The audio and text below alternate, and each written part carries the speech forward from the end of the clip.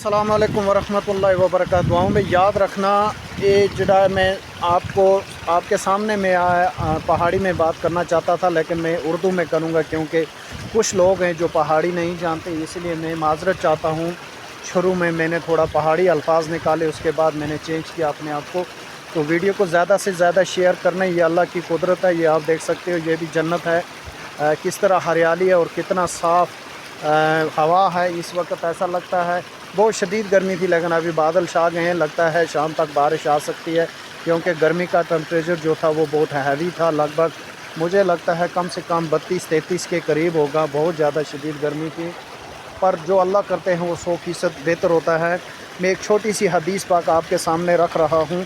रसूल पाक सल्लल्लाहु अलैहि वसल्लम ने फरमाया, जब इंसान की जो मौत है इंसान की, वो तय हो जाती है कि फ़लाने शख्स को मरना है, कहाँ पर मरना है वो पहले से तय होता है, तो अल्लाह रब्बुल इज़्ज़त उस इंसान के कदमों को वहाँ तक इस तरह ले जाते हैं, कोई ना कोई बहाना, कोई ना कोई उसकी ज़रूरत को बनाकर उस इंसान के अंदर ये ख़याल डाला जाता है कि उसको फ़लानी जगह इतने बजे फ़लाने से मिलना है, फ़लानी जगह पहुँचना है। किसी भी चीज़ से जिस तरह से वहाँ उसको, जैसे ही वो अपने नक्शे कदम पर पहुँचता है तो वहाँ हुक्म होता है इलाही की तरफ से, अब इसकी रूह को कब्ज़ कर लिया जाए। तो वहाँ उसकी रूह को कब्ज़ कर लिया जाता है। जिस हाल में उसको मरना तय लिखा होता है, उसी हाल में उसकी मौत होती है।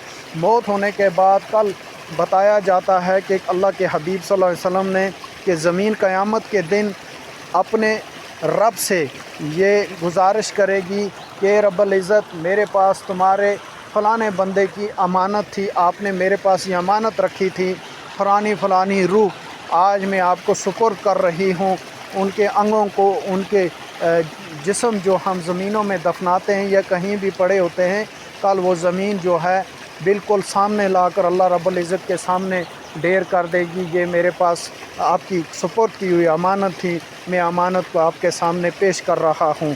ये हदीस जो इब्ने माजा की है, 4253 हदीस नंबर है।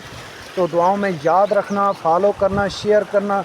हदीसें छोटी छोटी हैं पर इनके असर बड़े हैं। इनकी खैर जो इसके अंदर हमारे लिए नसीहतें हैं वो बहुत बड़ी हैं। वो हमारे लिए दानाई और हमारी ज़िंदगी को संवारने वाली हैं। हमें जहाँ भी हम अपना दिमाग लड़ाते रहते हैं, मैं फ़लानी साइड नहीं जाऊँगा, मर जाऊँगा, मैं गिर जाऊँगा, मुझे ये हो जाएगा।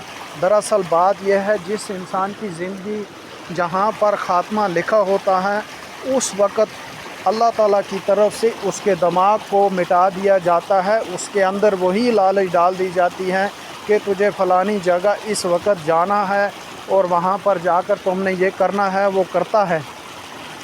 उसके बाद दूसरे कहते हैं काश इसने ऐसा ना किया होता, ये ना मरता।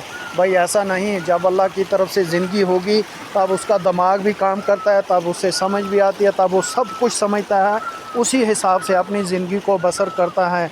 लेकिन जब ये वक्त है, अल्लाह का हुक्म है कि फ़लानी जगह इसको मौत में गले लगाना है, तो वहाँ किस हिसाब से उसको मरना है, उस वक़्त उसका जो दिमाग है वो काम नहीं करता। वो अपनी मस्ती में, उसी नशे में वहाँ पहुँचता है। उसका जो वक्त मुकर्रर है, उस वक्त पर उसको वहाँ पर जाकर अपनी जान देनी पड़ती है। तो दुआओं में याद रखना, फॉलो करना, शेयर करना, कमेंट करना ज़्यादा से ज़्यादा।